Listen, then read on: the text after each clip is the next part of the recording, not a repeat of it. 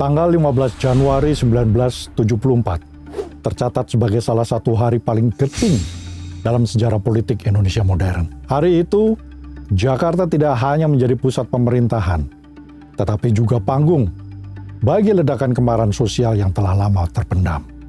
Peristiwa ini kemudian dikenal sebagai Malapetaka 15 Januari atau Malari, sebuah demonstrasi mahasiswa yang pada awalnya berlangsung damai, berubah menjadi kerusuhan besar yang mengguncang ibu kota dan mengguncang fondasi kekuasaan Orde Baru. Api membakar kendaraan di jalanan utama, gedung-gedung dirusak, suara tembakan terdengar di tengah teriakan massa. Namun di balik kekacauan itu, Malari bukan sekedar cerita tentang amuk massa. Ia adalah cermin dari ketegangan politik, kecemasan ekonomi, dan pertarungan kekuasaan yang terjadi jauh dari sorotan publik. Untuk memahami Malari, kita harus mundur sejenak, melihat Indonesia pada awal dekade 1970-an, dan memahami apa yang sedang bergejolak di balik wajah stabilitas Orde Baru. Tonton terus sampai selesai agar paham.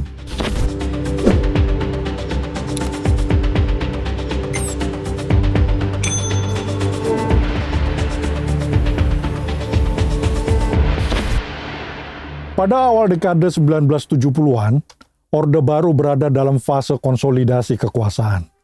Presiden Soeharto menempatkan stabilitas politik sebagai fondasi utama pembangunan nasional. Pemerintah membuka pintu selebar-lebarnya bagi modal asing dengan keyakinan bahwa investasi internasional adalah jalan tercepat keluar dari kemiskinan pasca 1965. Secara statistik, kebijakan ini menunjukkan hasil. Pertumbuhan ekonomi meningkat, proyek-proyek pembangunan bermunculan, dan citra Indonesia di mata dunia membaik. Namun di balik angka-angka itu muncul kegelisahan yang semakin terasa di lapisan masyarakat, terutama di kalangan mahasiswa. Mereka melihat pembangunan tidak berjalan seimbang. Ketimpangan sosial melebar, praktik korupsi menguat, dan kebijakan ekonomi semakin menjauh dari prinsip keadilan sosial. Mahasiswa mempertanyakan arah pembangunan yang dianggap elitis dan tidak partisipatif. Mereka menilai negara lebih sibuk membangun simbol-simbol kemajuan ketimbang menyelesaikan kebutuhan dasar rakyat. Kritik ini bukan hanya bersifat ekonomi, tetapi juga moral dan ideologis. Orde Baru mulai dipersepsikan tidak lagi sebagai penyelamat bangsa, melainkan sebagai rezim yang membungkam kritik dan memusatkan kekuasaan. Di tengah ketegangan tersebut, rencana kunjungan Perdana Menteri Jepang, Kakue Tanaka, menjadi pemicu utama ledakan sosial. Jepang pada masa itu adalah investor asing terbesar di Indonesia. Modal Jepang mengalir deras ke sektor otomotif, industri, dan infrastruktur. Pemerintah melihat ini sebagai keberhasilan diplomasi ekonomi, namun mahasiswa memaknainya secara berbeda. Mereka melihat Jepang sebagai simbol ketergantungan ekonomi Indonesia terhadap asing. Produk-produk Jepang membanjiri pasar domestik, sementara industri nasional sulit berkembang.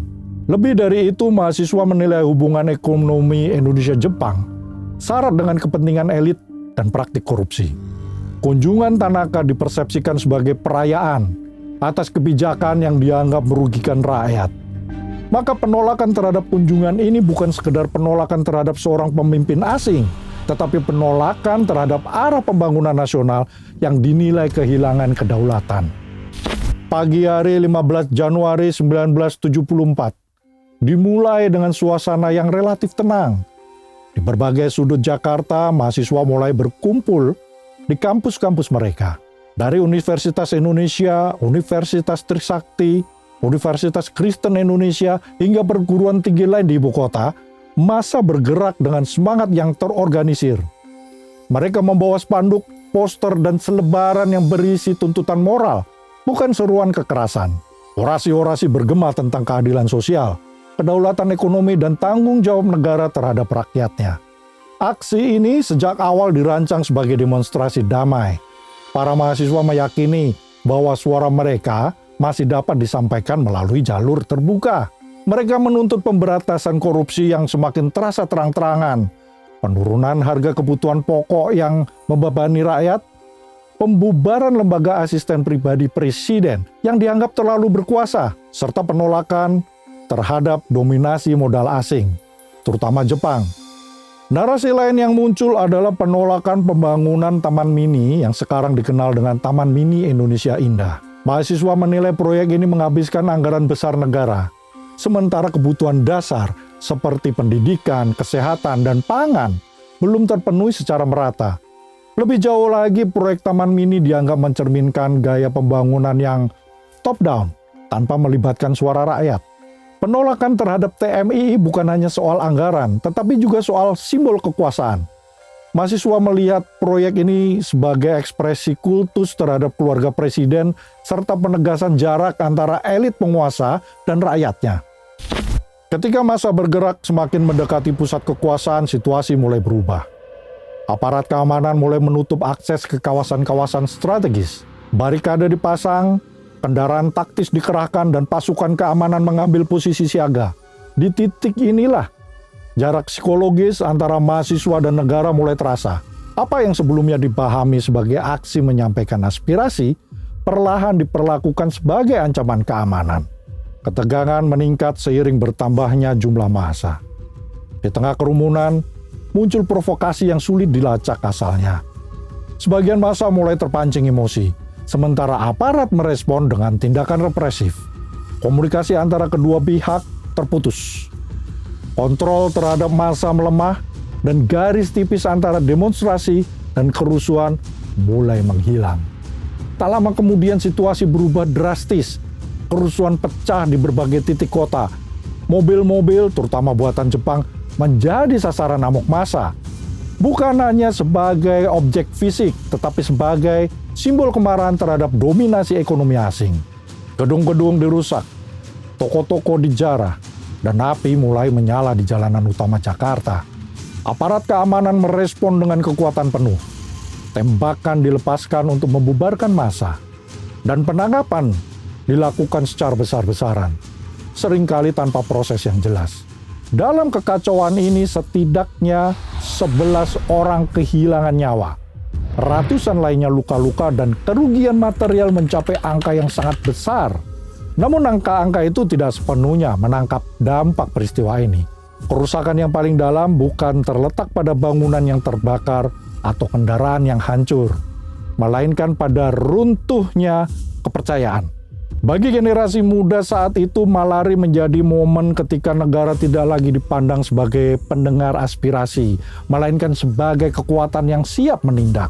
Dan dari kekacauan itulah, babak baru hubungan antara negara dan masyarakat Indonesia dimulai.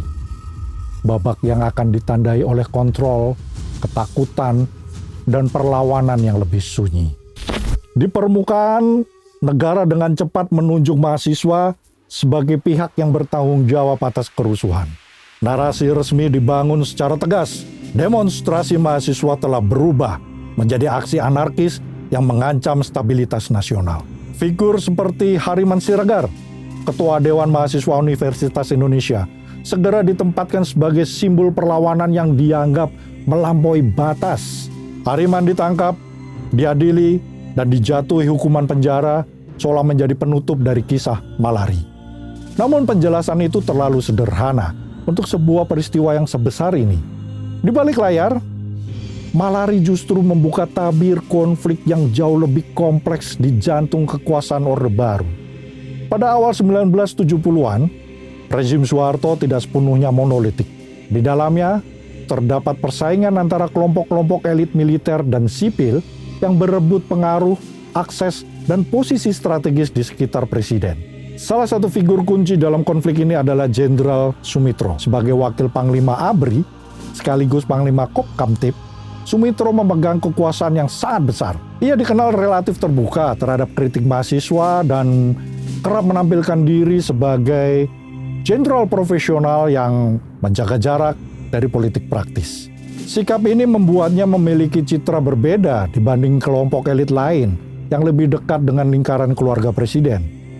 Lalu di sisi lain, terdapat kelompok kekuasaan yang lebih dekat dengan Presiden Soeharto, termasuk figur-figur seperti Ali Murtopo dan jaringan asisten pribadi presiden. Kelompok ini memainkan peran penting dalam kebijakan politik, intelijen, dan hubungan luar negeri termasuk dalam pengelolaan investasi asing. Mereka memandang stabilitas bukan hanya sebagai ketertiban publik, tetapi juga sebagai ketaatan mutlak terhadap pusat kekuasaan. Dalam situasi krisis, loyalitas diuji dan keseimbangan kekuasaan digeser. Sumitro berada dalam posisi yang semakin sulit.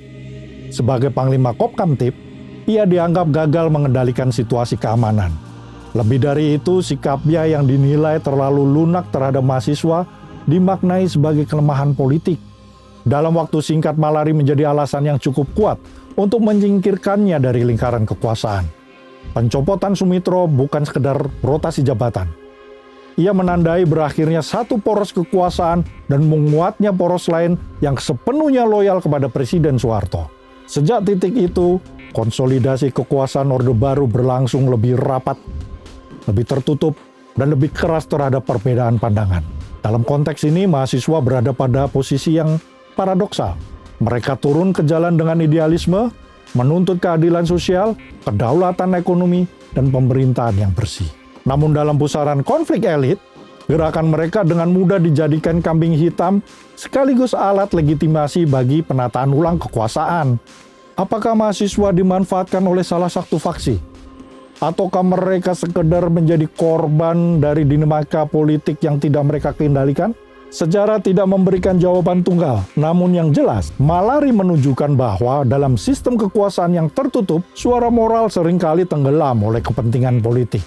Peristiwa ini menandai satu pelajaran pahit bahwa idealisme ketika bertemu dengan intrik kekuasaan bisa berubah menjadi alasan untuk represi. Dan sejak Malari, Orde Baru tidak lagi memberi ruang abu-abu. Kritik dipandang sebagai ancaman, dan stabilitas menjadi kata kunci yang membenarkan hampir segala tindakan negara. Setelah api kerusuhan padam dan jalan-jalan Jakarta kembali dibersihkan, dampak Malari justru mulai terasa paling nyata. Negara tidak melihat peristiwa ini sebagai kegagalan kebijakan, melainkan sebagai ancaman serius terhadap stabilitas kekuasaan. Dari sudut pandang Orde Baru, Malari menjadi bukti bahwa kritik terbuka, terutama yang datang dari mahasiswa dan pers, harus dikendalikan secara lebih ketat. Langkah pertama yang diambil adalah membungkam suara. Surat kabar yang selama ini menjadi ruang kritik dibredel tanpa banyak penjelasan. Media seperti Indonesia Raya, Pedoman, dan Abadi dihentikan penerbitannya. Redaksi dibubarkan, wartawan diperiksa, dan dunia pers Indonesia memasuki masa ketakutan yang baru. Sejak saat itu, kebebasan pers tidak lagi dipandang sebagai pilar demokrasi, melainkan sebagai potensi ancaman terhadap ketertiban negara. Bersamaan dengan itu, kampus-kampus menjadi sasaran penataan ulang. Pemerintah menilai mahasiswa telah melampaui peran akademiknya dan berubah menjadi aktor politik yang berbahaya. Dari penilaian inilah lahir kebijakan normalisasi kehidupan kampus. Di bawah kebijakan ini, aktivitas politik mahasiswa dipersempit, organisasi dibubarkan, dan mimbar bebas diawasi. Normalisasi ini sesungguhnya adalah depolitisasi. Di tingkat yang lebih luas, Malari mempercepat transformasi Orde Baru menjadi rezim yang semakin sentralistik dan tertutup. Kekuasaan presiden terkonsolidasi, perbedaan pendapat dipersempit, dan oposisi dilemahkan sebelum sempat tumbuh. Malari menjadi pelajaran pahit sekaligus sumber inspirasi. Ia mengajarkan bahwa kritik memiliki harga, tetapi juga bahwa perubahan tidak pernah lahir dari kepatuhan semata. Dalam ingatan kolektif bangsa, Malari berdiri sebagai penanda awal dari fase otoritarianisme terbuka Orde Baru. Sebuah fase yang kelak akan diuji kembali oleh sejarah. Dari titik inilah, kita bisa memahami mengapa setiap gerakan mahasiswa setelah 1974 selalu dibayangi trauma dan kewaspadaan. Sejarah ini bukan sekedar untuk dikenang, tetapi untuk direnungkan. Karena di setiap pembangunan yang mengabaikan suara rakyat, selalu ada potensi ledakan yang menunggu waktunya.